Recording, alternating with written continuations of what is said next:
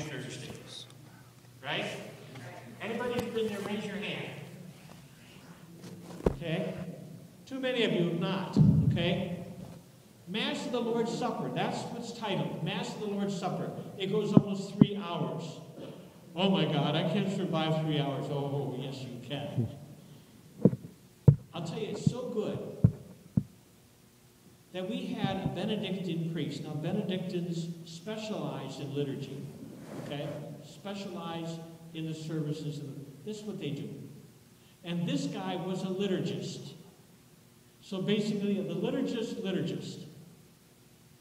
And I said, I'd love to tell you what I do on Holy Thursday, or what we do on Holy Thursday, but since you're a liturgist, I'm probably violating too many rules, and I shouldn't tell you. But I'll tell you anyway. We start at the far end of the building, today where we started with the palms. We start at 6 o'clock in the evening, and we start with Mass, through the reading of the Gospel. And then we stop. Since it is Mass of the Lord's Supper, for us, the operative word is supper. Potluck. Now, you know what a 3x8 table looks like, okay? Picture a line of tables, 4 deep. 4 times 8, 32 feet worth of food. Times 3. 6 lines, 3 rows of tables. Eat like you've never eaten before. And it's all you can do to keep from overeating. I have to tell you, it's a challenge to do that, okay? I managed to survive not overeating the last 2 of them. I'm proud of myself. But it's a hard thing not to do. After we're finished, the tablecloths are rolled up, the food is put in the cars, because usually it's cool enough, as this evening will tell you, and we come back in here and finish the celebration of the Eucharist. They bring up the oils that were blessed that morning at the cathedral. We do the bells and the whistles, the incense, the whole shoot match, okay? But it's powerful. It's beautiful. And at the end, the Blessed Sacrament, the hosts are removed from the tabernacle. And we carry them in procession around the church. In the process, we dim the lights very slowly. And you watch the transition from a full-bore party, a full-bore celebration, to people walking out of church like they're going to the wake service of their best friend. Powerful transition. When I told this priest what we did, he came back and he said, you know, we have been banging our head against the wall for 10 years to try to figure out how to put a meal in that liturgy. Would you be terribly upset if we used your plan?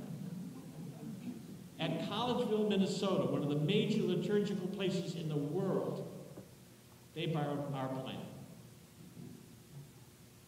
If it's your church and you haven't come, shame on you.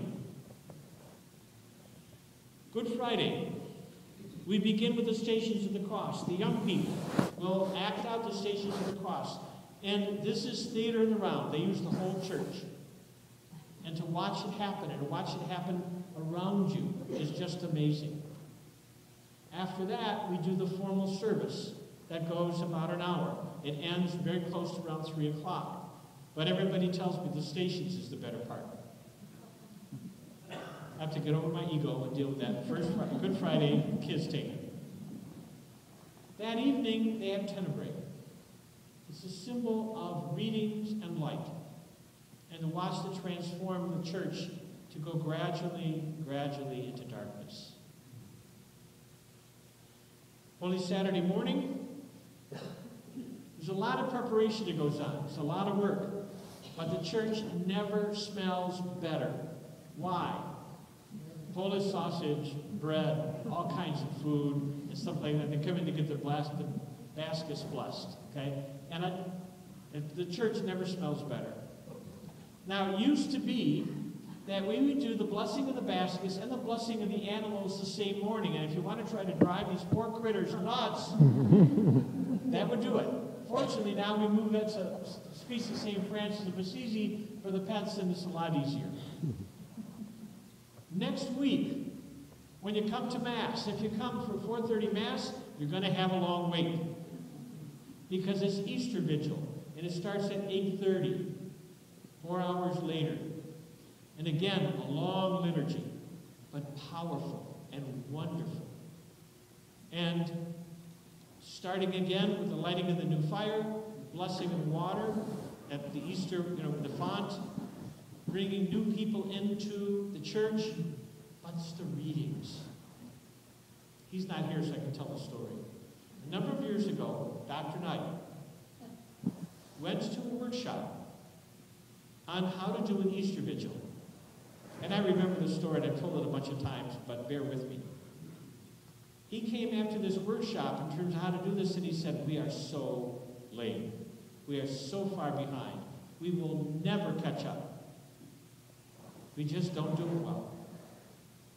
Okay. But he never told me what we did wrong. So we just did it like we would normally do it. We just did it the way we did it. And I don't know why or how, but the readers that year decided we are really going to punch those readings. We're going to do the best job we know how. And what happened is you lost track of time. It just fell away. And you get caught in what we call sometimes sacred time. It didn't matter. Nothing else mattered. All of a sudden, you were there. And the readings came, and they picked you up. And they took you to places that you could not imagine. It becomes very, very powerful.